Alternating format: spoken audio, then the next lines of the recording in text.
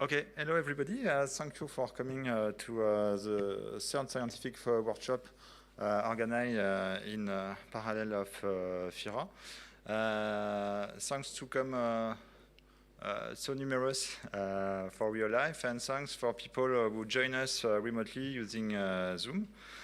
It's the third workshop that RobAgri is organized, and so for this first session, there will be 3 sessions. I will, with Stéphane Durand, give some words about RobAgri Association and what we are doing. So, RobAgri is a French association which work at helping people marketing a new robotic solution for agriculture in order to face the different challenges that are posed to agriculture with respect to the reduction of impact of production on the earth. And then we are an organization who are working at sharing some different components, so having a shared infrastructure, sharing also some normalization, some standardizations, having some common procedure to test robots to ensure that they are working on effective works. And then we organize different actions regarding to that. We are actually 70 members, and we represent different kind of organization. So there are manufacturers, SMEs, suppliers, laboratory, academics, and of course, and above all, farmers representative. We have different actions in terms of scientific aspects. So we are working about identifying the scientific logs, working on an algorithm database, simulation devices to share different developments. We are working, we have also technological actions about the safety analysis, how we can manage infrastructure of testing, how we can manage evaluation processes. And we are involved in different actions, such as the National Research Agency project T-Rex, who is here to share some equipment in order to develop top-level research in terms of robotics in agriculture. We are involved also in some national projects and also in the Digital Innovation Hub AgroBoFood, and we are share of that.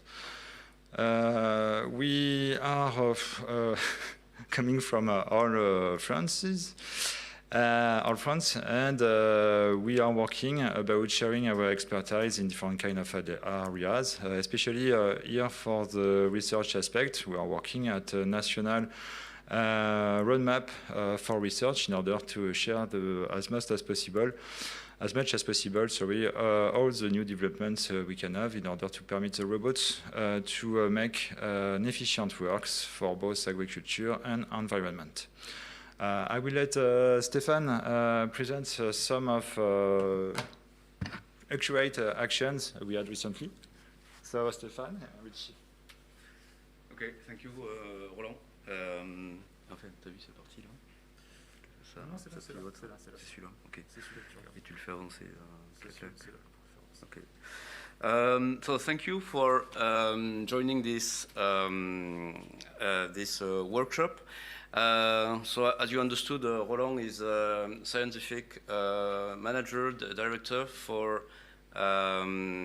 our scientific committee at RobAgri, and he organizes and he did set up this meeting. And I'm Stéphane Durand, I'm project manager of RobAgri Association.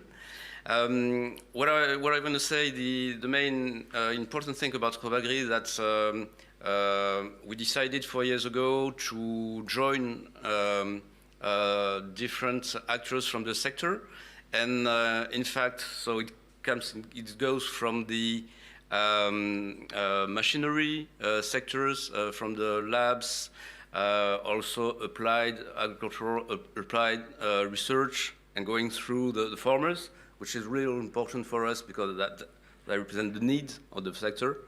and you have to respond to that. So the main, our idea was that the better you represent the sector, and the better you tackle technology challenges, in fact, through 5 axes. The first one is working on norms and safety. The second one is technology transfer. The third one is farmers' needs.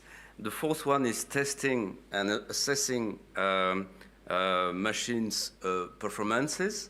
And the fifth one is, in the center, is representing the sector among authorities, which was a huge part of our work this 1.5 years since COVID started.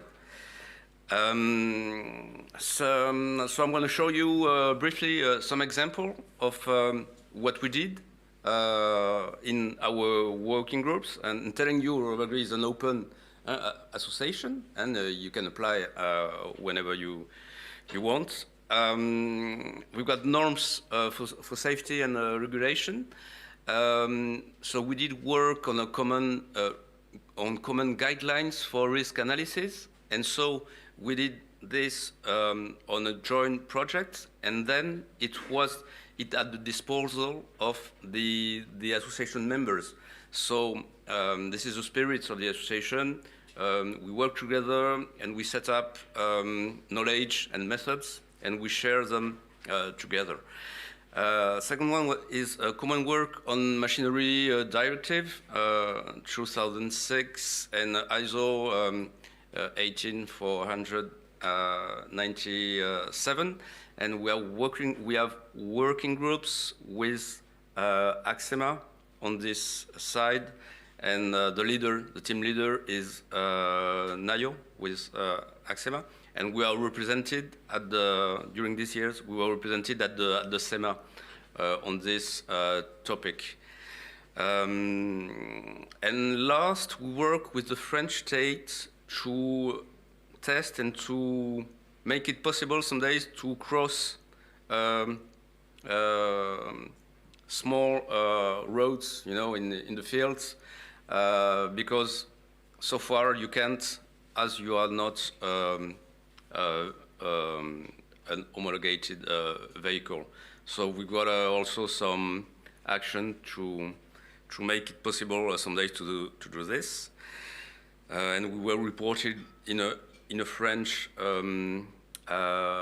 mission from the Parliament, the Assembly, on the autonomous vehicle, and we had a first recognition telling that it was important to do so. So now the job is in our hands to do some better job to make it happen. Farmers' needs. So we work on this on different production, and we made farmers' interviews and demo to assess their needs. So to focus our research, and so we've got the research side, and we've also got the farmers' system and the needs of the farmers, and we have to make it match. And then we represent, as I told you, the sector among authorities. Some of our working groups on the topic farmers' needs, we have a group on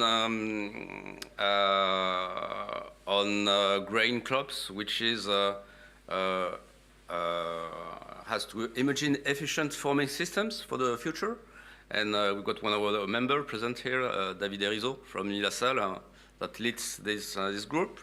We've also got eco-efficiency of autonomous machines. This is a group led by Nayo and INRAE. Then technology transfer about algorithm library between labs and industrial, make algorithm that were found by the research, make them go to the industrial sector. And this is led by Roland Lenain, INRAE. We've got GNSS positioning, which is led by Guide GNSS, which is a geopositioning test lab here in Toulouse. We've also got cartography of competencies and needs of members, which is an internal tool to match our competencies and needs. And as I told you, testing groups on testing machines, norms, regulation, and safety. I will present you the board of the association, which has changed this year. The association during 3 years was led by Kuhn and Jean-Michel Lebar, so we had a strong action and a strong support from Kuhn Society company. Then Christophe Aubé from Agriculture has taken the lead this summer. We've got then Xavier Rebout, which is a Robagri vice president, and from INRAE, which is specialized in agro-machinery and agroecology, director of research in INRAE. Also François Carpentier, which is responsible of innovation at a French cooperative, which is in the eastern region of France, Marne, Reims, Champagne area. Also Dominique Bache, which is VTBot founder, which is also a growing wine as well, which is treasury, and myself. So some of us are present on the stand, on the fair, and some are online. So you're welcome to join us at the stand, either online or physically. Thank you.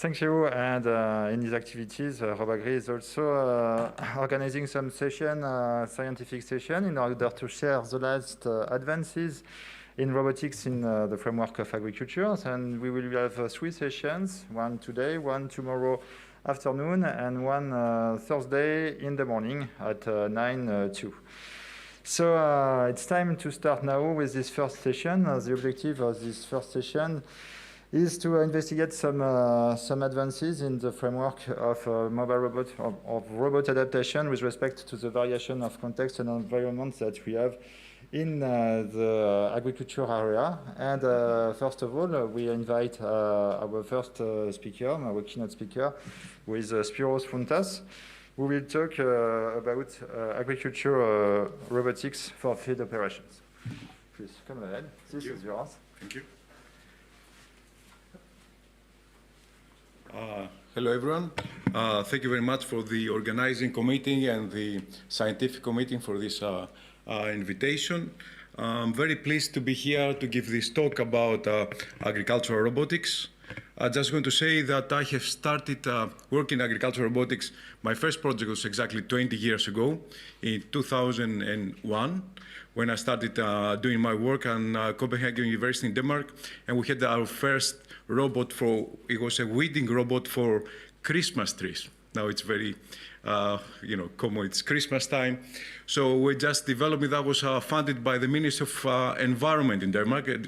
Denmark is always very much ahead, looking for environmental, solutions.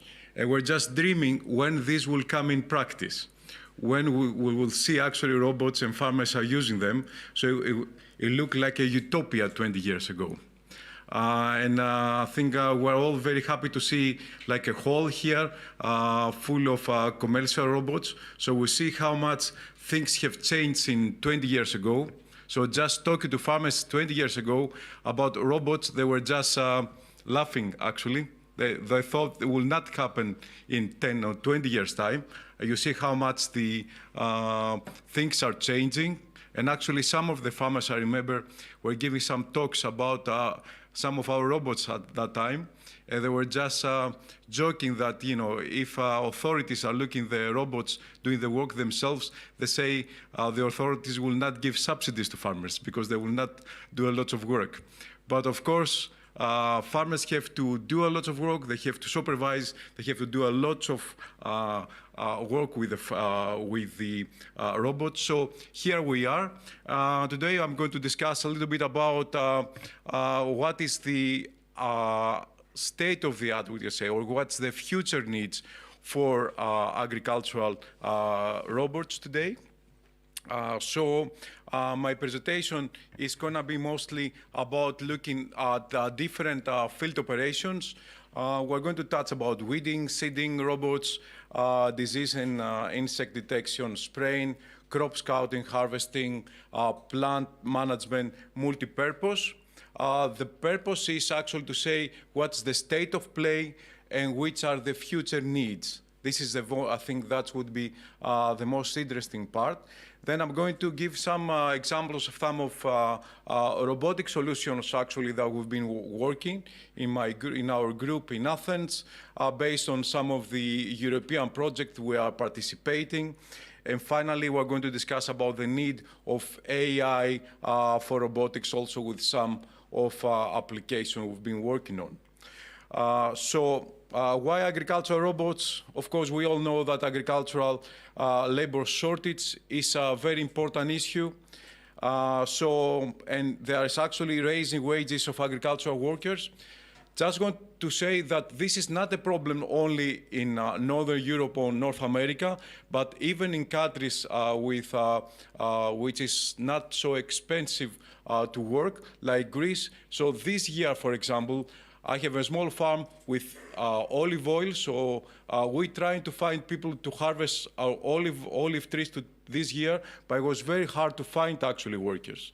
Because now our workers, you see, they try to go to more profitable areas like construction or tourism. So we do have problems, not in Northern Europe or North America, but even Southern Europe and other countries. So that's, I think it's very important when we actually promote the use of agricultural robotics.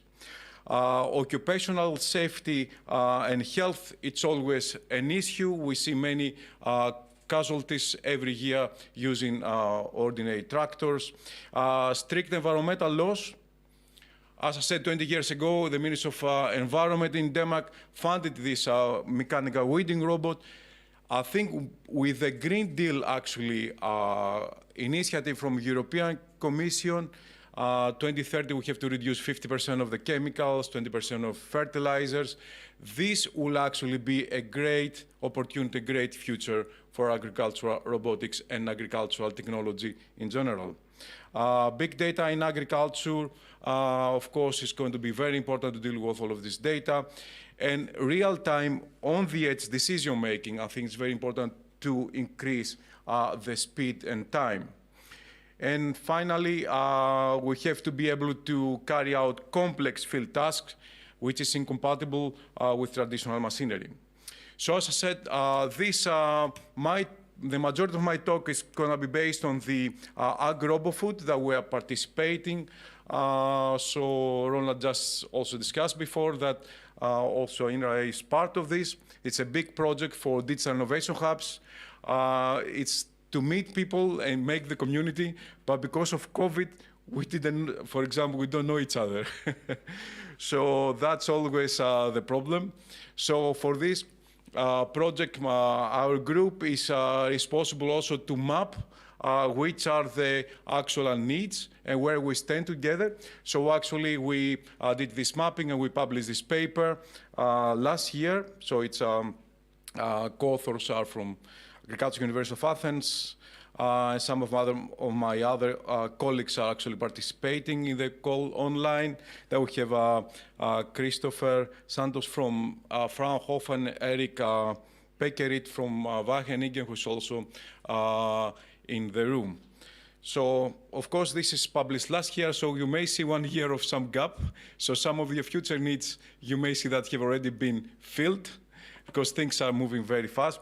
Just to give you some of the initial outcome is we see that the majority of work has been actually in harvesting and weeding, you could expect. And for example, disease detection, you may see that there are not actually any commercial products available. You can see now we have actually mapped what is happening in journal, conference, commercial, and other also reference we can find.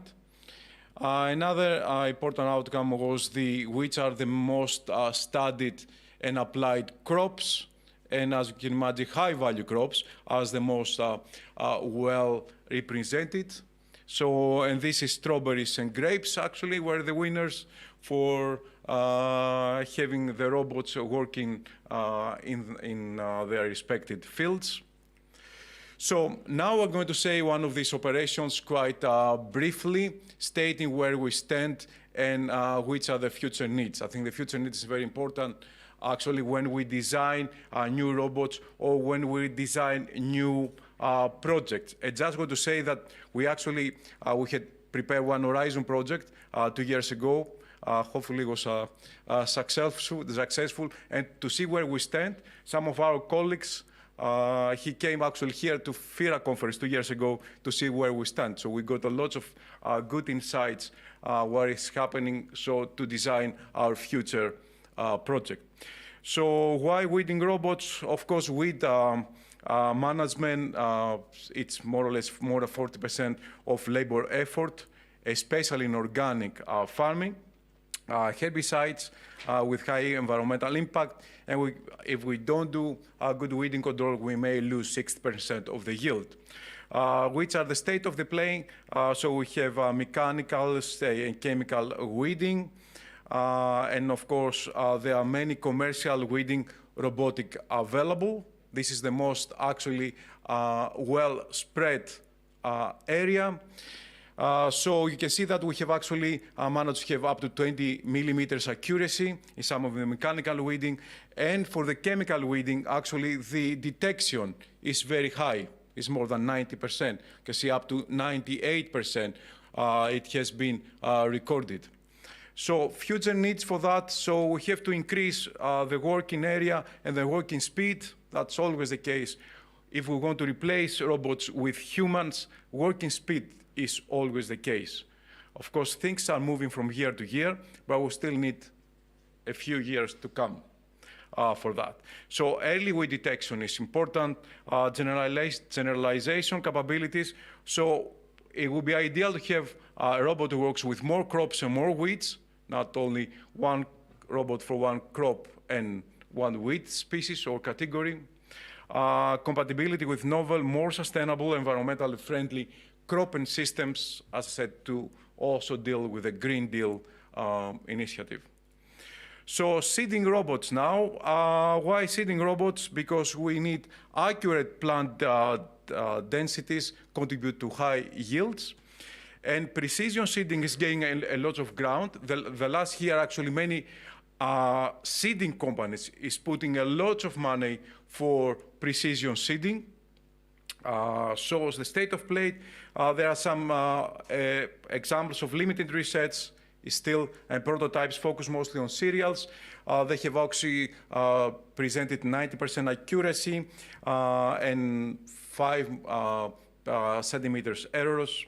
Future needs, we need accuracy maximization, error minimization, increase working speed, and it should be ideal if we also combine with soil conditions, like soil surface quality, obstacles, and weeds. This, I think, is really great future for research and development. So disease and insect detection, significant economic damage, of course, it should come from this disease and insect detection and high environmental impact. It's still in its infancy, so we don't see many actually applications here yet. So it's hard to convince farmers because they cannot believe that we can really spray only one part of the field. Because disease and insects actually are spreading very fast, and highly complex task and vision-based detection with accuracy more than 90%.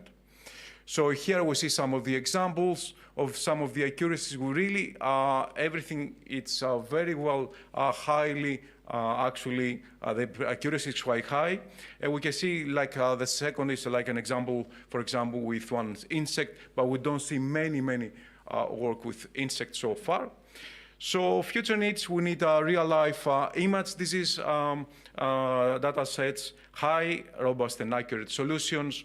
We need early detection systems and tractor driving speed-compatible inference. So the cameras are still slower than the driving speed of the tractor or the robot.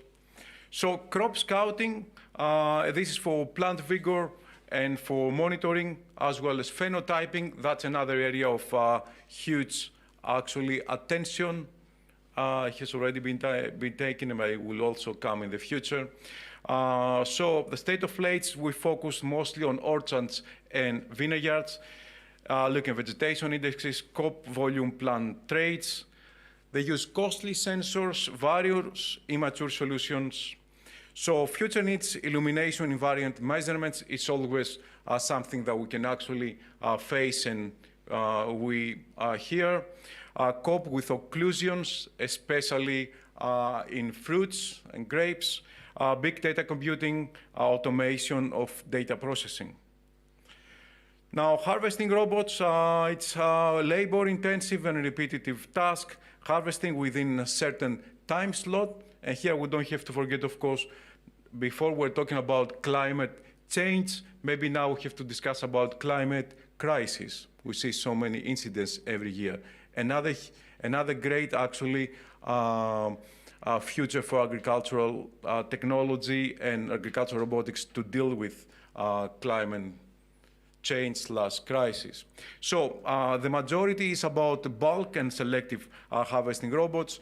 Two main picking mechanisms, usually grippers and suctions, focus on strawberries, tomatoes, and apples, crop-dependent picking speeds and rates. Here, for example, we just put them together, which is very important to have a harvesting time, short harvesting time, and high picking rate. As you can see now, strawberries and apples have been seen to have reached some of these good matrices, but that's where we have to target to. So future needs for that, improved fruit localization, picking rate and speed compatible to humans, minimal fruit damage, human-robot collaboration, suitable tree training and crop cultivation systems. Probably we have to think that we may change some of the tree culture or the crop culture to fit to the robots. As we did with vineyards before, that we changed the pruning, so as mechanical harvesters to go and work with viticulture, we probably have to see the same thing. So actually, the agtech world should start working with physiology to also change some of these issues.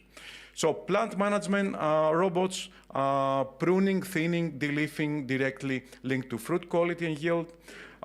Limited research and commercial solutions in here, and focus so far on vineyards and greenhouse crops. Future needs better definitions of the requirements and optimization of hardware and software, faster execution time, and more precise systems. Then multi-purpose robots. That's very important because most of the operations that we know in agriculture actually happening 1 or 2 times a year. So, and in a short period. So sharing with neighbors, farmers, as you can see, most of the world, it's not always easy. Farmers are going to be dependent. They want to have their own power of the machinery. Shorter depreciation period. So platforms with various and different mounted implement tools, modular robots, different sensors per task, but there are still no mature solutions available. So future needs is good performance for all tasks, high modularity level, and integration of existing robotic solutions of other tasks. Finally, about the spraying robots, it's very important because they reduce mostly the exposure of farmers to chemicals. And it's very important that we see actually both selective and spot spraying. There are nozzles mounted on the platform, implement or robotic manipulator. Real-time detection, it's still not very popular. They can actually cover both up to more than 90% coverage, and they have low operational speed. Future needs, it should be faster detection speeds, higher spraying coverage, higher autonomy, and larger spraying capacity. So this is as I said, it was part of the agro-food, this mapping work, and now I'm going to present very briefly some of the work we're doing in our group in Athens, mostly working on some of the European projects. Our group is the Smart Farming Technology Group. So the one of first project, it's called Optima. It's about smart spraying. I'm coordinating this project. It's going to finalize its activity in 2022.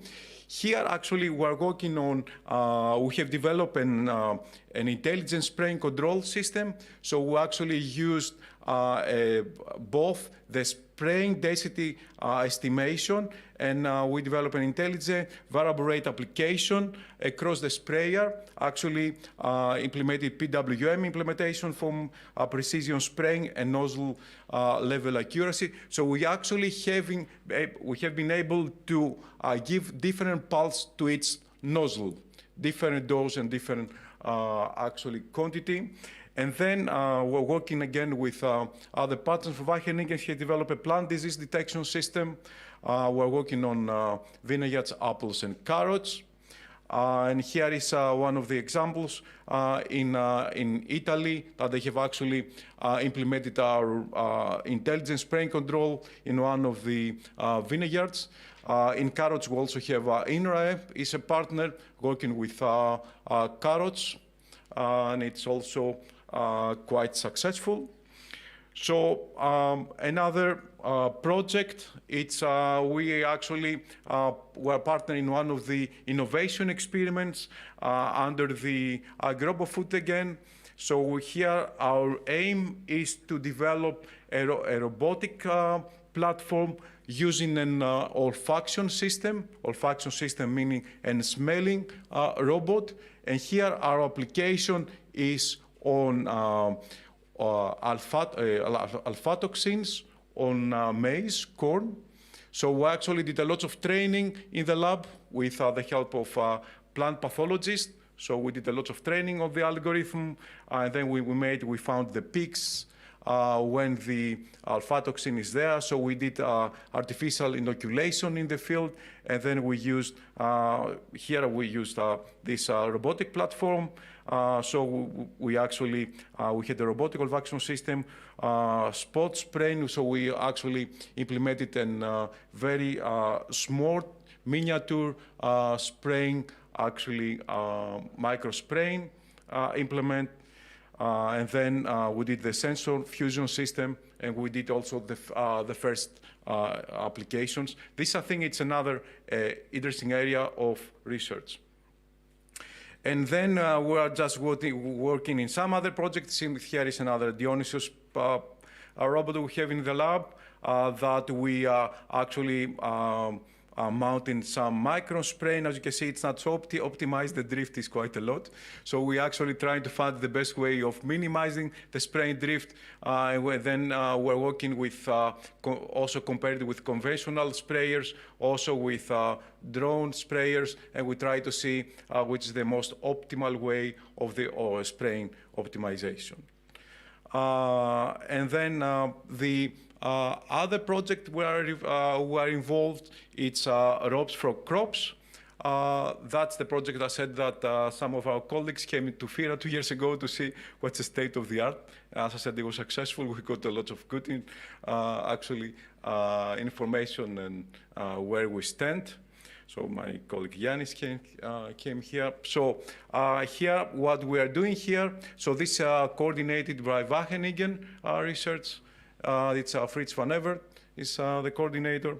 So our group here is going to develop, we're going to develop a vision system for spraying again, looking for visual information and the crop density. And then to do lots of process information. And we're going to apply this for 2 crops from table grapes in Greece, and also for apples in Spain. So we have actually 2 robotic companies on board. It's agriculture we're going to use the cell robot, and also AgroIntellis partner with a robotic robot on the weeding. So here, at least our group is going to work on the spraying rate adjustment and air system adjustment system. So my final presentation I'm going to present you is another platform we have developed actually in our group. And that's one of my graduate students, Anikos Milonas, came one day and say, we develop so much, we collect so much data. I guess many of you will feel the same. From going out in the fields with the cameras, why don't we use them out for the community? And maybe even commercialize it if it's possible. For this one, we actually developed then a platform we have and we have made an auto annotation system, which is actually available, and it's also commercial available, and we have the first actually companies interesting to do auto annotation for them. So it's annotation services for agri-tech industry, AI assisting annotation and active learning. Here you can see the data sets. So we have already a lot of data sets. The majority of the data sets is freely available to the community for AI training. Of course, it can be AI as a service. That's the goal. Here you can see actually the website of the library. As I said, we have a lot of material there and also a lot of algorithms available to try. So in a nutshell, what we have so far, we have over 2,000, and this is the most important, it's the real life, actually, images from the field, which actually could be used directly to ones who want to train systems.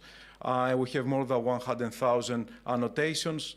We have 35 crops, 60 pest diseases, weeds, nutrient deficiencies. For the community, we have more than 20 software and notebooks. This is available to everybody. So we have a lot of coding available and free that everybody could use and actually use some of the data sets to run and get some of the results. And you can see now it's we just published last month our paper presenting the in the library, and this is in the Smart Agricultural Technology journal. Just give me 1 minute to say the Smart Agricultural Technology journal is a spin-out of the well-known Computers and Electronics in Agriculture journal. So for me, I was for 8 years editor-in-chief in Computers and Electronics journal, but because there were so much reputation, so many papers, so Elsevier decided to set up this journal 6 months ago, which is open access, and the idea is like to have practical applications in the field. So I think this community here, the FIRA community, will be actually a good audience for this journal. So as a conclusions, I can see Ronald is looking at the watch. I think we should have 1 minute. So conclusions, communication standards is a necessity. Stefan said Canvas is very important. I think we have to find the ways actually that implements should talk to now and to the robots and to the tractors. Better vision systems and image processing methods required. Better sensor fusion. Most robots developed for open field environments. As you can see here is from the mapping of this paper, for the AgroBoFood paper. You can see the majority is in open field, arable crops. And then big data analytics is a key. High cost is still an issue. New business models are needed.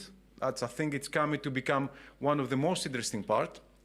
So not discuss only about technology, but we need actually good business models for the future. High uptake in the US and in North America. And just to close my presentation, I want to say that some people, in the beginning, we thought agricultural robots is a utopia, meaning that we can actually work with novel complex cropping system, like pixel farming or some others. It's environmentally friendly. We can work with the individual plant treatment. But of course, we have to be very, very careful as a community not to become a dystopia.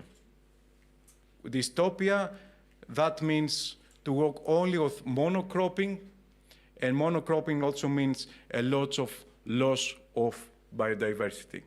So we all have to think climate and the earth. Thank you very much for your attention.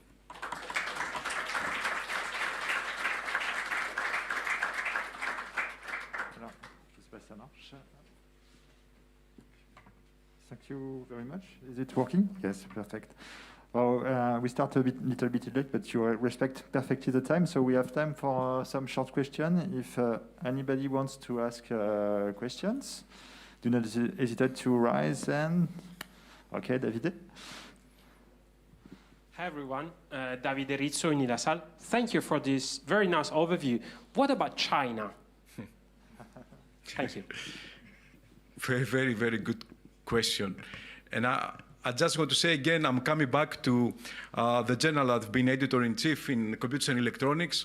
In 2014, we had about 50 papers from China, maybe like 10%. And the quality was quite bad. They usually were rejected due to the language. In 2020, 70%, 70, of the papers in computers and electronics were coming from China. The quality of English is perfect. Of course, they have services. But again, it's perfect. And the acceptance rates is the highest of all the rest of the world. So it's incredible how much they are moving. And I think you're right, is booming. Good comment. I should have put in the presentation. Thank you very much. We can have a question there. Also, we can have a remote question. I don't know if there is a question remotely. You just have to say me. But anyway, if you have a small questions, we have 1 minute left. No question? Oh. Just to mention, I have a question. You mentioned the fact that we have to increase speed. But do you think that having several kinds of robots would be also a solution to avoid the increasing of speeds? Yes, that's a fleet or swarm robot. It's always the case. But of course, the cost could be higher. But yes, that's one way of overcoming this issue. Good. Yes, it can be also a new organization of agriculture with respect to robotics. And the joint developments of both agriculture and robotics make arise some new practices. I agree, exactly. Maybe.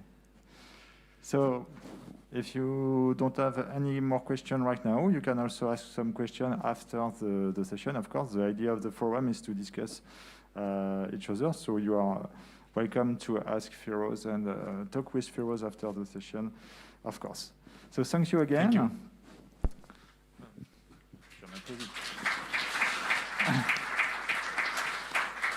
And we have now the second talk and the first speech, which will be done by Benjamin Kisluc in remote action. So no. Sorry? In 5 minutes? There is, you don't see, but there is some things going wrong. And now it's okay, so we will be able to have Benjamin Kisluc remotely in 5 minutes.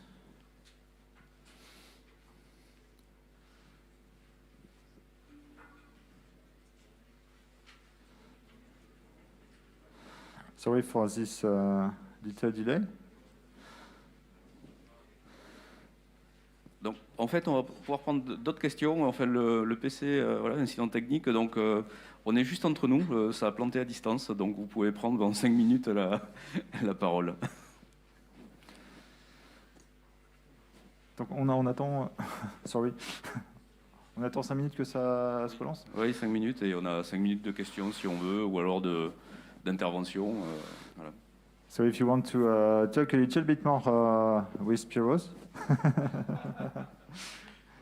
you have an extra question time, Piros. So I'm not sure because in fact it's our laptop was a failure and has to relaunch. So we are quite blocked. So actually, I take this opportunity to ask you about a question about, we have seen on your presentation that there is a detection about disease. And we see a 3D camera. You can take the microphone there. How do you manage the change in lightning conditions in order to be able to still have the good detections? Do you control the light, or do you have an algorithm with IA which adapt themselves to the lightning conditions? You refer to, is that okay? Okay. You refer to the, say that again, which application were you discussing about the Ropes for Crops project, or? Yes, we have seen, I think it's 3D cam, 3D stereo vision. Yes, stereo vision camera, yes, exactly. So we actually have tried many things. So, and I think the stereo vision camera, for us, it worked much better. Because we want to actually try, I mean, one of the ideas is like to try to estimate the canopy of the tree structure, the vine structure. One way is, of course, to have like ultrasonic. So we try with ultrasonic, but we with a stereo vision actually we were able to have the very good accuracy of the canopy, and that's quite important because when we want to spray, we want to do like a precision spraying or robotic spraying. It's not only important to spray where it is important, where the disease is, but it's very important to know the density. Because that's another problem that many farmers and agronomists are doing. They just give like an instruction to spray, I don't know, this amount of chemicals per hectare, but not take into consideration the density. So especially vineyards, trees, in the beginning the canopy is very small. So that means, so what we have actually trying to do also in the Optima project is actually to take into consideration both the canopy structure and the disease pressure together, and then to give the corresponding dose. And actually, based on this, just to say a little bit about the Optima project, that we have actually just optimizing. Recording in progress. Good. It's not important. Just to remind us. To remind us what we are saying, right? So just to say that we have actually managed to have a reduction of the spray drift up to 70%, and also even a reduction of the chemical applications close to 40%, just optimizing the spraying. And of course, if we use also robot to do the spraying, you can see how much we can actually be close to the Green Deal target, just optimizing the spraying, and we're not actually going to looking at the chemical substances. Okay, so thank you very much. I think that we are back with remote speakers. So thank you again, Spiros. And I think we are okay now to switch to Benjamin Kisluk. Can you hear us? Yes. It's well, good to see you again. So do not hesitate to share right now your screen. And so we took a little bit more time, but it's not a big deal. And you will talk about long-term autonomous navigation in agriculture and how we adapt robotics tasks for agriculture. So please go ahead. Okay, yeah, first, thank you very much for having me here. Thank you for the very interesting keynote. I think that, blends very, very nicely over. Okay, let's keep it for a moment here. So essentially, the premise of our work first, my name is Benjamin Kisluk. Thanks. I am from the group of plant-based robot control of the German Research Center for Artificial Intelligence in the lab of Lower Saxony, in the city of Osnabrück. And I'm a PhD student and a researcher there. And our work concentrates on the integration of long-term autonomy in robotic agents. So the idea is essentially, and that's what we just seen in the keynote, that there are many great applications already and solutions for robotic systems helping with processes and challenges in agriculture. And of course, one key aspect to make them, or we believe that one of the key aspects to make them throughout successful will be to have them work without human supervision over multiple cycles of the agricultural processes, because those processes obviously go over long times, from the seasonal cycle, crop growing cycles, and of course daily and weekly cycles. And we want essentially that where possible, the robots are able to keep up with that cycle, and so have to do in themselves from their own horizon multi-cycle missions, essentially going continuously over the fields, doing for example, for weeding or plant management, are essentially continuous processes which are not closed at some point, like harvesting or seeding, but have to be done repeatedly and over the course. For our current projects, or we have multiple projects working on different aspects of that, but the core scenario we are dealing with essentially is a plant breeding test bed, where we want to do continuous phenotyping in a grid of plant beds, which are used to evaluate genotypes of different plants in this scenario of rapeseed, winter rapeseed, and evaluate that for special certain traits and features of interest to identify genotypes, genetic strains for breeding. For that, we use robotic hardware we already presented at previous talks. We have a base station essentially, which is a remodeled warehouse container, and which acts as a shelter and shed for the robot. And we have the robot itself. This is an experimental platform, probably soon to be replaced by a different model. But essentially, we're talking about a sensor carrier platform here. So for plant phenotyping, we want to use different kinds of sensor and make very, very heterogeneous types of sensor data available to the plant breeders. But at its core, it's mostly about RGB camera imaging, 3D LiDAR sensing, and multispectral or hyperspectral camera imaging for other spectrums or other parts of the light spectrum. So essentially, we have this sensor platform, and we want to go out in the field continuously, monitor the plants, and acquire data of the plants to allow phenotyping in the virtual room or in the virtual room, virtual space from the sensor data acquired.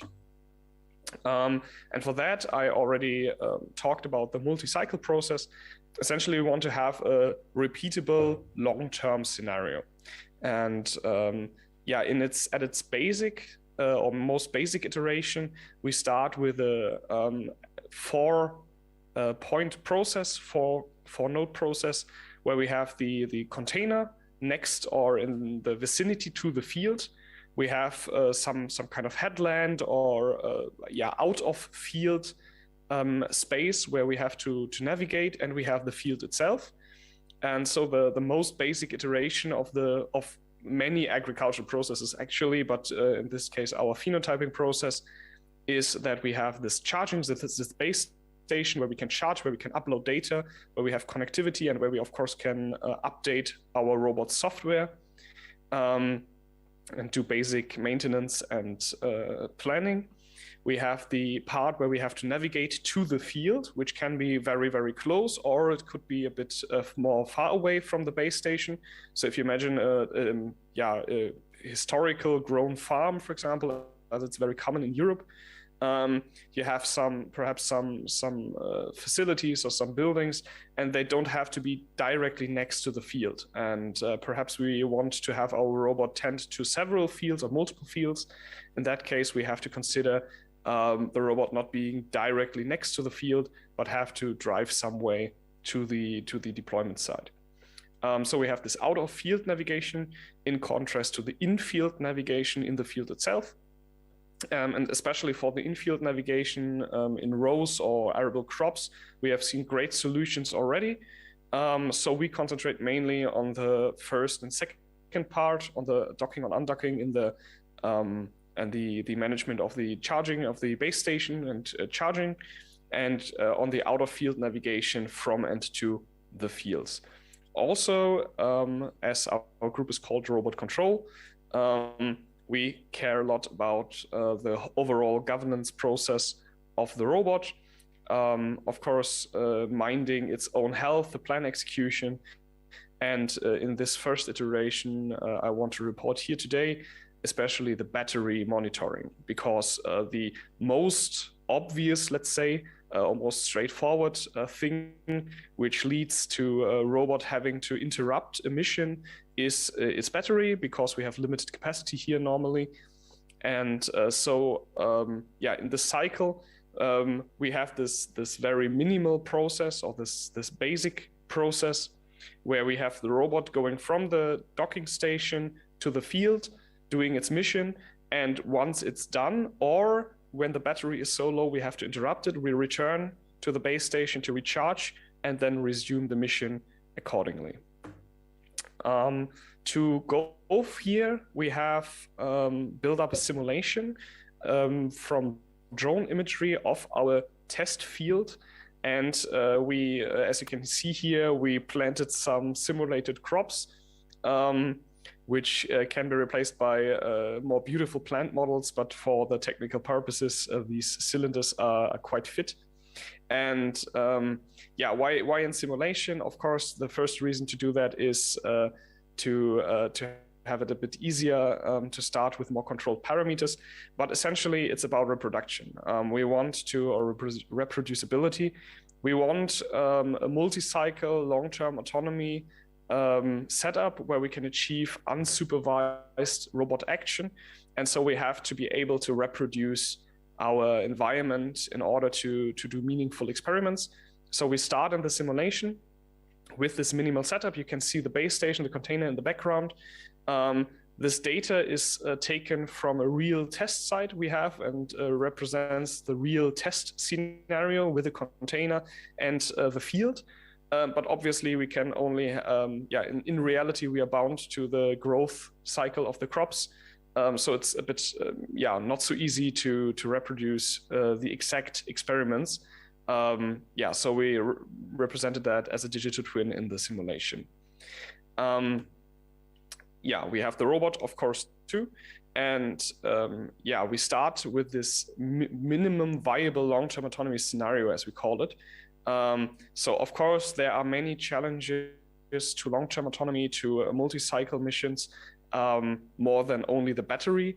But as this is an integration problem where we have to put together several existing and still to be developed robotic technologies, we took as a method an iterative approach where we start with a very, very basic minimal scenario, which is a reasonable scenario for multi-cycle missions, and then aim to increase that in the following project years.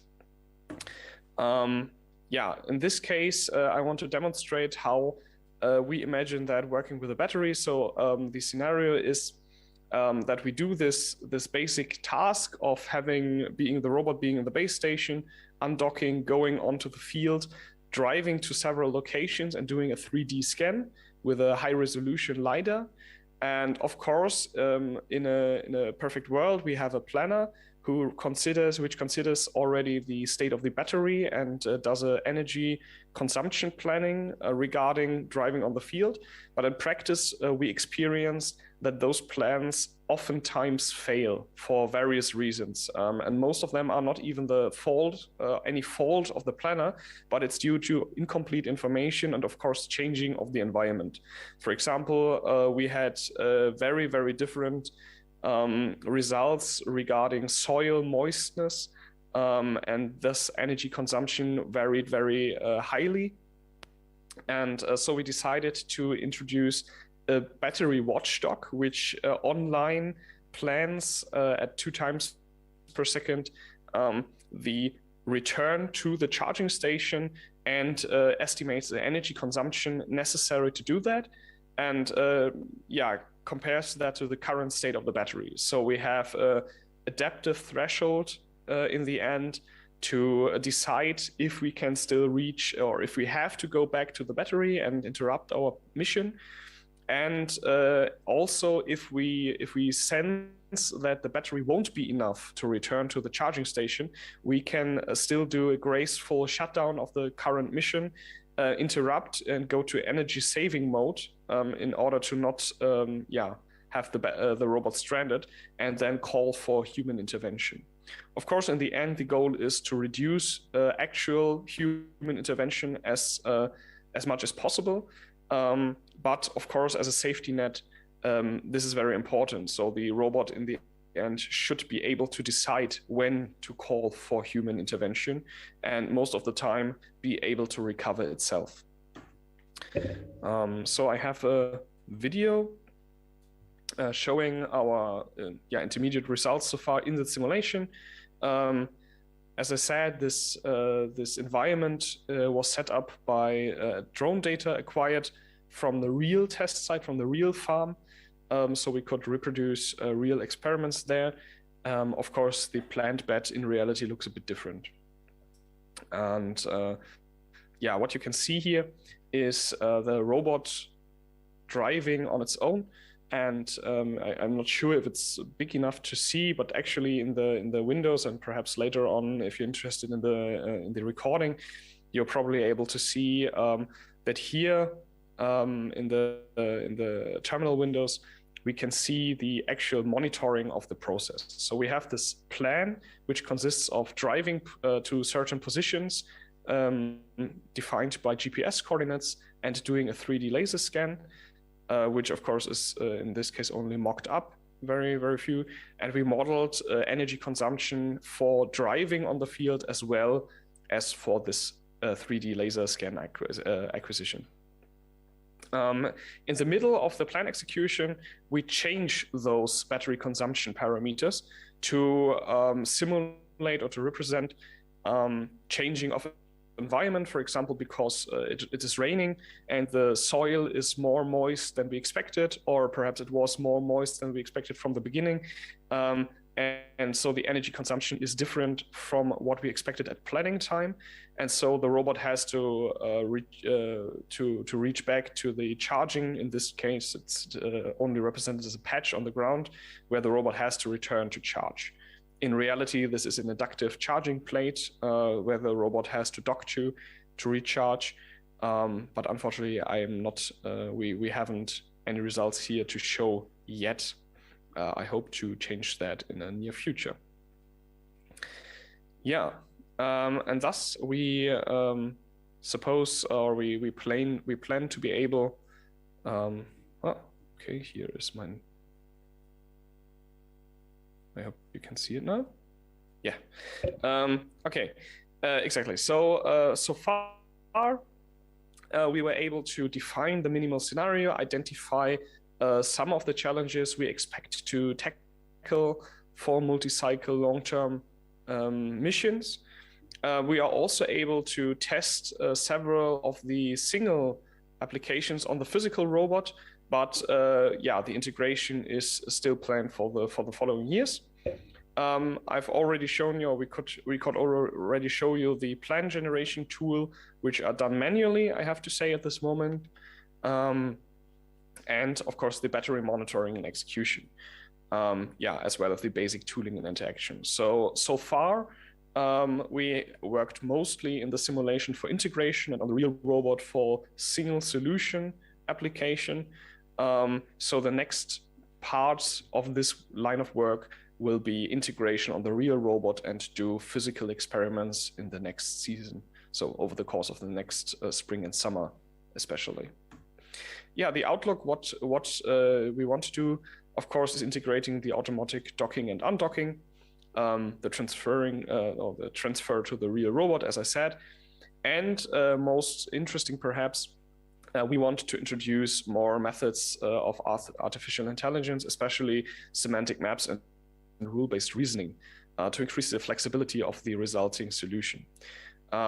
So essentially, as I already showed you, the premise of our work is that we expect conditions for the robot to change dynamically, and depending on where the robot is. So of course, if it's raining, for example, the asphalt street leading to the field might not change at all regarding to energy consumption for driving, but the soil surely will.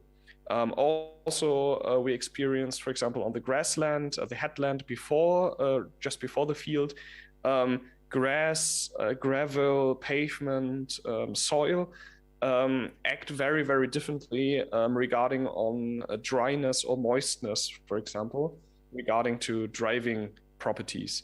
And so our goal is to map that and combine that on the robot to be able to flexibly drive on a real farm and especially concentrate on that part driving to and from the fields unsupervised, and then carry on with the missions and interrupting when necessary.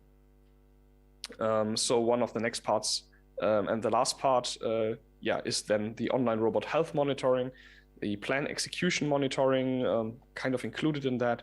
So for unsupervised autonomous robotic work, obviously we also need some means of monitoring how the plans are executed, of some visualizing back to the farmers who actually have the robots work on their farm to see what they are doing, some process management, and then of course, as far as it's possible, some kind of health monitoring, self-diagnosis, where the robot can decide, okay, am I able to carry on with my work, or do I have to do something? Do I have to recheck my health, perhaps need some software diagnosis, or even call a human for help? Because in the end, human or working without human supervision especially means that the robot must be able to detect whether something is wrong and if it has to call on a human operator to solve some problems. Yeah, in earlier works, we showed some topological context-based navigation, which we expect to integrate in that solution or this overall system iteratively.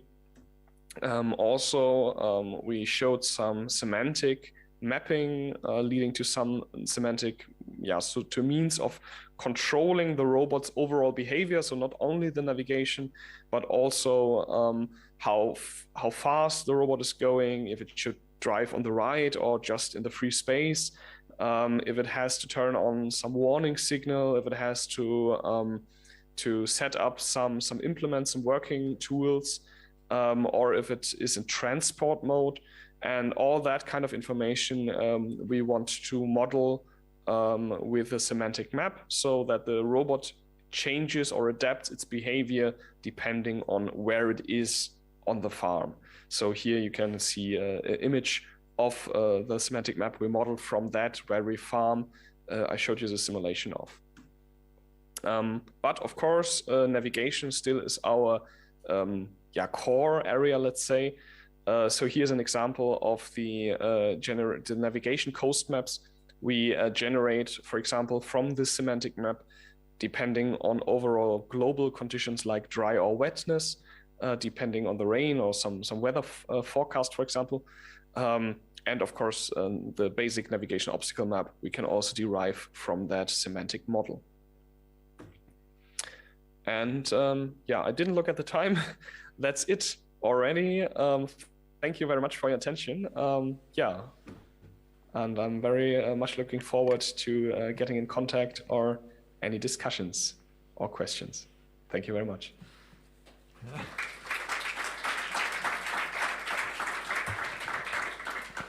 Yes, thank you a lot, Benjamin. Unfortunately, we ran a little bit out of time, so I'm not sure that we are able to take one question. But Benjamin, you are connected to the WFIRA application, I think. So if anybody have some question, I suggest that you send messages directly to Benjamin, thanks to the applications, because Benjamin, even if he's in a remote condition, he still attend the World FIRA. So thank you again, Benjamin, and we switch very quickly to the second pitch, which will be done by Manoj Karki. Can you hear us? From Washington University. Hello, I can hear you. Oh, perfect, Manoj. So you will talk about toward automated blossom thinning in apple trees. If you are able to share screen.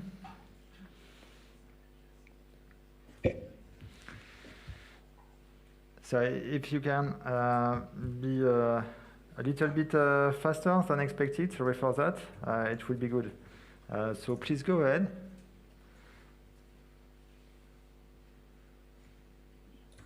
Hello, everybody. Can you hear me? Perfect. Can I start now? Right now, yes.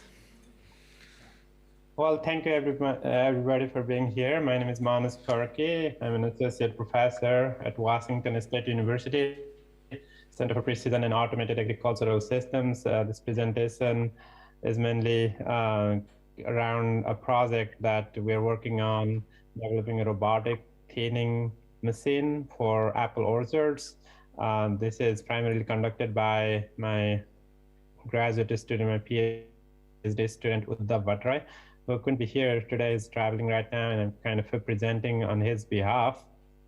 And very good early morning from the state of Washington here in the Pacific coast of US. It's about 1:10, I guess, 1:16 a.m. here in the Pacific coast. And if I didn't speak, or if I'm lost somewhere, that is probably because I'm feeling sleepy at this time, but that's okay. So if anything is not clear, if you have any questions now or later, please feel free to send me an email or any other means of communication. I'll be happy to address them again now or later. With that, let me jump in.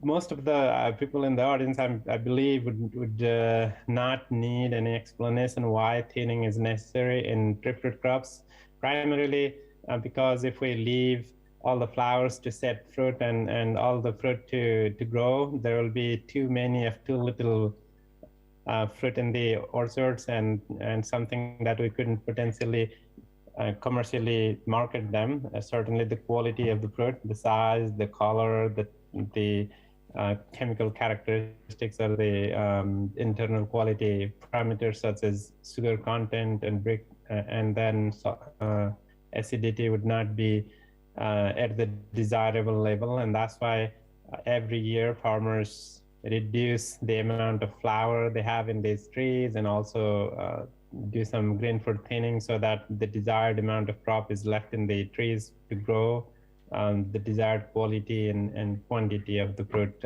from in these trees. This kind of thinning is also important to reduce biennial bearing of the fruit crops. If we leave all the flowers to sit and produce fruit, then that gives a signal to these trees that they cannot produce as many flowers in the following year, leading to this biennial cycle of bearing fruit production, which is not desirable in commercial operations. And that's why thinning is important. This is a kind of a balancing act between fruit quality, fruit yield, and satisfactory return bloom in the following year. There are various ways we could do it, including pruning, pollination, blossom thinning, and green fruit thinning. And in this specific case, certainly I'm talking about blossom thinning, specifically around machine vision system that we're developing in a robotic system, an integrated system that is expected to be tested in the field in recent future. Before I jump into the robotic approaches that we're looking at, just a quick background on what has been done or what is the ways it is currently done in orchards. We have mechanical thinning devices available, such as the one we can see in these pictures, handheld devices, as well as these string rotary kind of thinners, string thinners that are commercially available for growers to adopt. These are good devices. They can do the job to some extent, but it's not selective, and the outcome is really variable and uncertain, and it doesn't provide the selectivity, the level of selectivity that is still to get yield and quality. There is also chemical thinning approaches available in orchards. But also this is not a selective approach, and it also has challenges with the weather interferences and various other factors leading to variable and uncertain and unreliable thinning in fruit crops. And that's why a lot of growers rely on hand blossom thinning, which is really labor intensive and laborious, and certainly can pose human health and safety issues. And that's why it is important that we develop robotic solutions to perform these kinds of blossom thinning operations in orchards. As you can see in this video, how manual thinning occurs in apple trees. It's again very laborious and labor intensive and really costly for farmers to do the way it is done right now.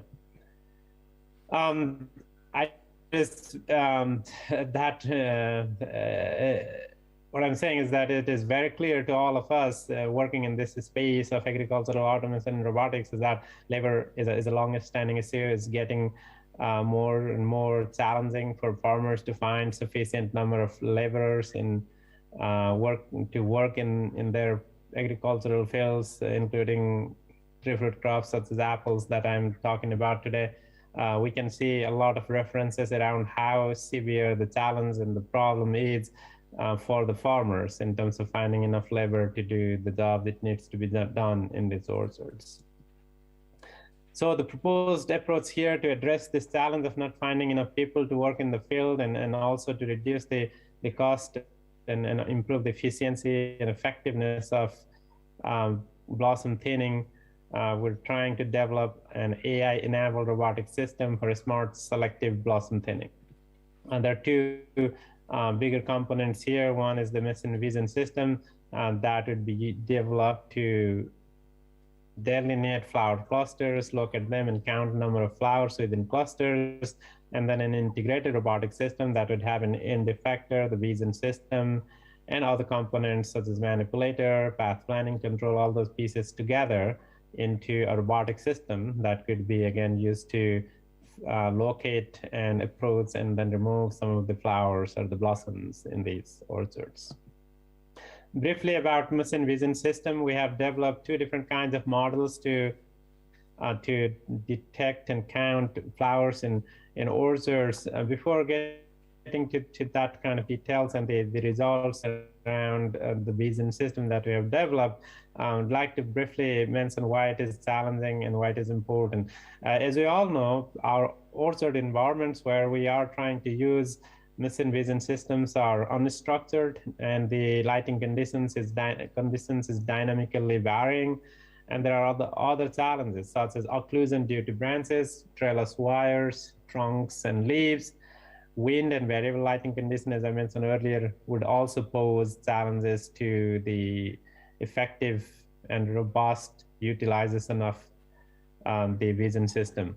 In addition to that, flowers grow in clusters, and even for human eyes, it is very difficult to delineate individual flowers in these clusters and count them and locate them, and that's why it is a challenging proposition, challenging problem for a vision system, a machine vision system as well. So to address this challenge, we have again developed two kinds of deep learning based models. I'm not going into the details here, but one of them is more like a semantic segmentation model that would cluster the that would delineate the clusters of flowers, as you can see in this picture here. More pictures here with the delineated clusters of flowers during, again, the bloom season in orchards. We have a performance matrix here, AP defined here, and then AP with season over IOU of 0.5 or more was found to be about 0.86, which is reasonably accurate in my opinion, based on our experiences in these kinds of machine vision systems that have been developed for field applications. It's a challenging environment and a challenging problem, and I think this kind of performance is, in my opinion, pretty good in terms of getting this to the next level and integrating with the robotic system. In addition to the delineation of clusters, we also developed a separate model for counting and estimating spatial distribution of flowers. Because it was very difficult to delineate individual flowers within clusters, we took a different route, which is actually a much cheaper, computationally much cheaper approach, where we would just point annotate the images and provide kind of a statistical measure of how many flowers there could be within a given image or given, say, a region in a given image. Again, I'm not going into the details of the model here. This is also coming out as a publication in the next recent future. But we can see this approach was working quite accurately. It's providing those estimation measures, getting around 0.938 SSIM, a structural similarity index measure, as you can see here, and then also MPA of the mean prediction accuracy of 83%. And then we combined the cluster delineation and counting and spatial distribution models together so that we, again, provide the boundaries of these clusters and estimated number of flowers within those clusters. And that would be the basis, the baseline for the robotic system to look at. And then based on the farmers' strategies, we could kind of provide certain strategies or rules for the robot to work on. For example, let's say 40% of the flowers to be removed or whatever that may be. And using, again, these clusters, number of flowers counted within those clusters, location of those clusters, as well as certain strategies provided by the farmers, we could do some robotic thinning in the orchard.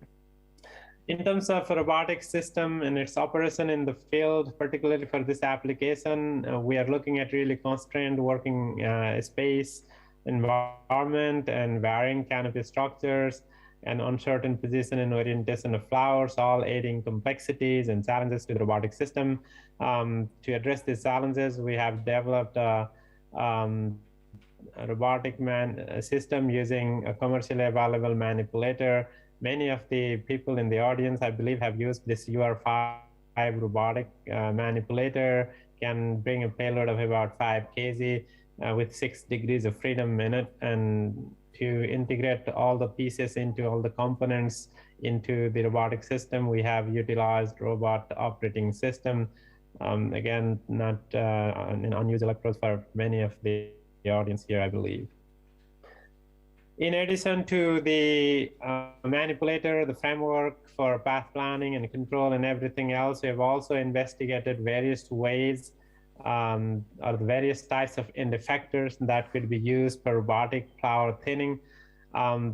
Many of those didn't perform well. For example, we tried water jet, we tried air, high pressure air, we tried different kinds of mechanical cutters or brushes and different, again, many different kinds of end effectors. And eventually it came down to this one of the ones in the lower left corner with a couple of strings attached to a small end effector body was the one that we found to be relatively more precise and accurate, and that's the one we're going to use in the integrated system.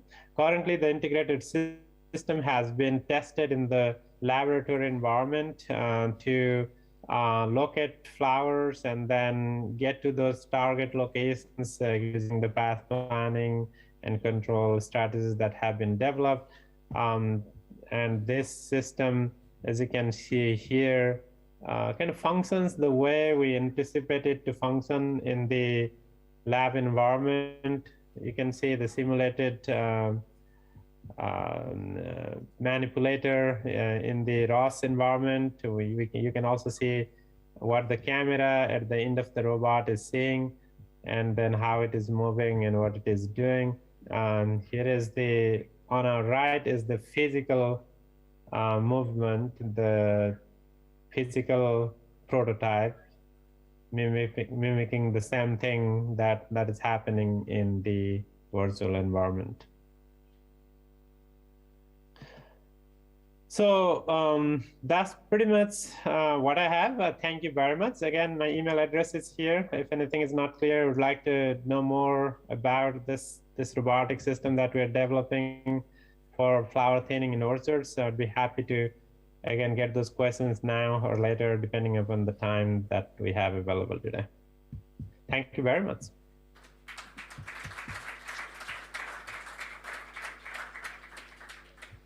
Thank you. Sorry. Thank you very much, Manoj.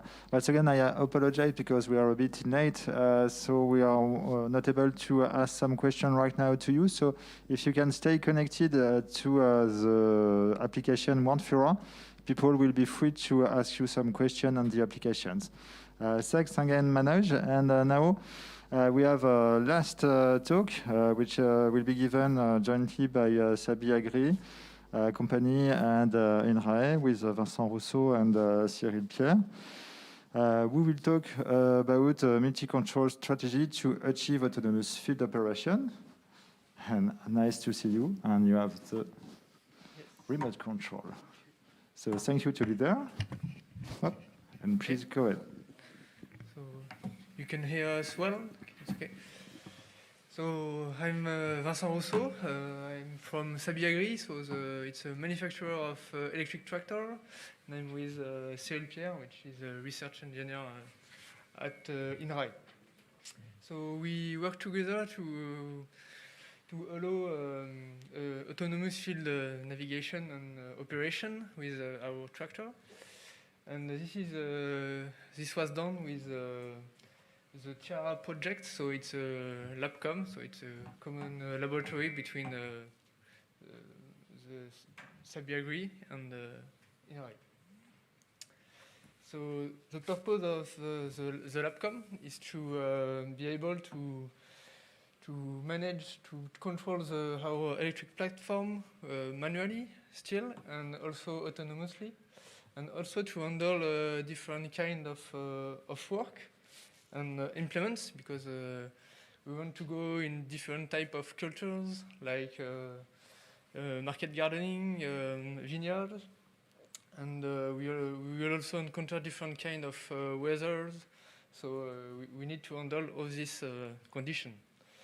So to do this, we want to use different kind of behaviors, so we'll detail it after.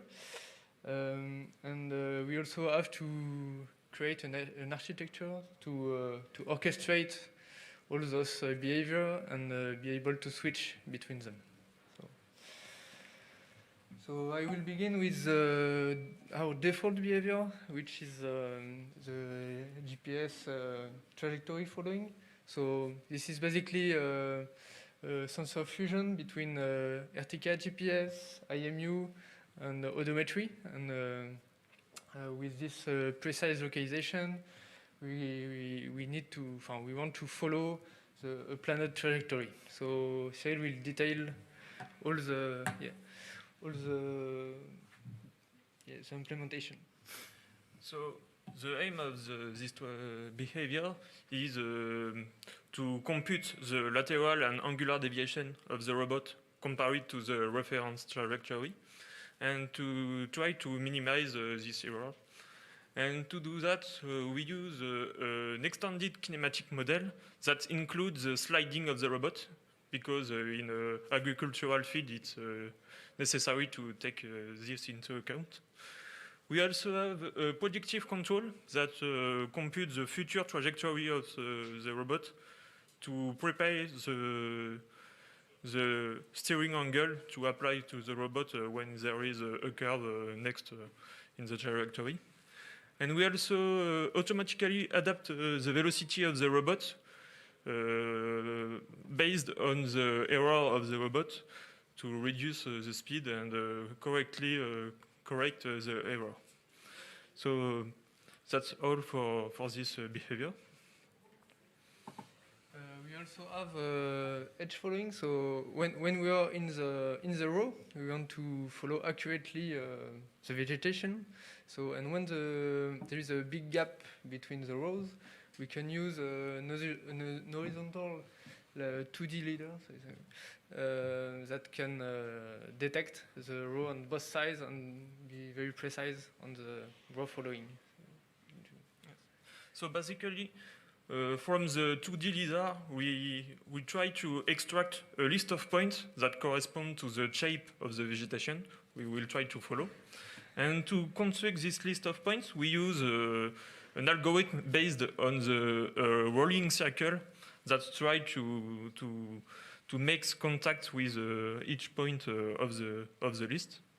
And when we have the list of points, we try to compute a polynomial that corresponds to the trajectory and follow this trajectory using a backstepping approach for tracking. Our last behavior is based on FIRA following. So when the vegetation is low, or when you don't have the space necessary to put the LiDAR between the row, we can look from above and detect the crops and vegetation from above. So we also use the 2D LiDAR, but this time is inclined, and we try to detect the shape of the vegetation, and we compute a cross correlation between the detection and a reference model. And if there is a good correspondence, we try to use all the previous detection, and we construct a line corresponding of the maximum of correlation of the detection. And from this line, we try to follow the list of points to automatically track the robot. So we need an orchestration to know how to switch between those behaviors. So as we say, the default behavior is a GPS. So when we go to the field, we have planned trajectories that we can follow to the field.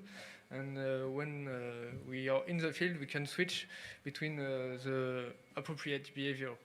So how do we switch? The most difficult part of switching to a specialized behavior is to use a criterion to validate the quality of the behavior. So, for example, for edge following, we try to compute to estimate the quality of the trajectory, compare it to the list of points we have built with the detection. And for FIRA following, we try to use the best quality of detection. If we have a good quality of plant detection, we can consider that we can switch to this behavior to make a more precise robot control.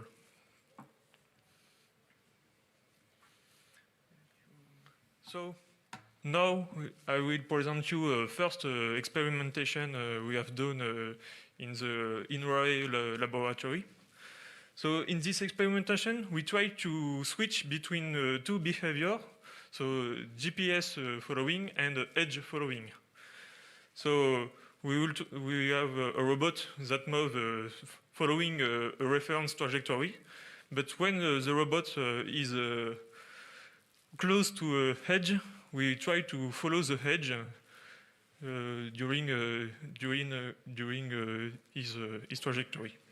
So we have a video. So you can see on the top right corner that the LiDAR see the hedge, and when the robot is close to the hedge, we can see the trajectory generated, and the robot switch automatically to the hedge following behavior. And this switching is done smoothly without a big perturbation. There is some deviation when we switch between one behavior to another, because this is not the same trajectory followed. So we need there is a small step, a small phase where the robot try to correct the error when we switch of the behavior. For example, at the end of the hedge, it switch back to GPS following, and it corrects the error progressively, and the lateral deviation is near to zero at the end. Second experiment was made during in the metric project, so it's a project to evaluate the precision of field navigation. So it was done in Montauban, Allier. So we try to we follow straight line of crops. So with GPS we learn the trajectories that we want to do in the field, and when we go above the crops, it switches to the detection of the crops. So and we managed to detect both kind of crops. So it was maize and beans. And we were able to do this during at least 10 times. It was a loop on the field, so to demonstrate the robustness of the following. Also, you can see in red the GPS tracking, and in blue the FIRA following. We can also we use also the implements behind the robots for the weeding of the crops. So and it was quite efficient since we didn't damage the crops, and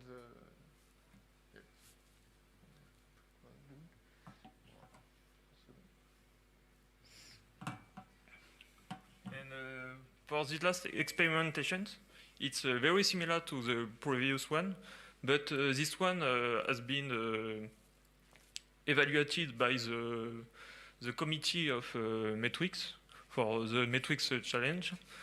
And in this case, we have tried to follow 2 lines of vegetation in two different plots, a plot of beans and maize again. But this time there is a small curve in one of the line, and it allows us to validate the quality of the robot control. And we also have on the robot a very how it's called laser tracker to get a very precise estimation of the robot position to evaluate the quality of the following. And the robots are able to follow all the loop, and when the robot is at the end of the line, he switches back to GPS to make the turn, and take the next line automatically and smoothly. So that's it. As a conclusion for WFIRA, it was quite effective in terms of results since we can use our implements. Okay. And but we need, in fact, to do more work on safety, robustness, to go for a product for the company.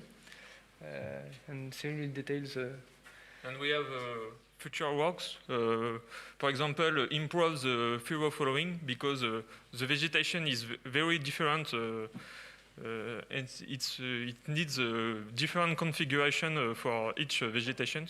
So it will be interesting to add an algorithm to automatically select the best configuration for the vegetation. And this can be done, for example, using machine learning. And we can also improve the switch between the different behavior by making a criterion more generic. Criterion that can be identical for all behaviors. So that's it.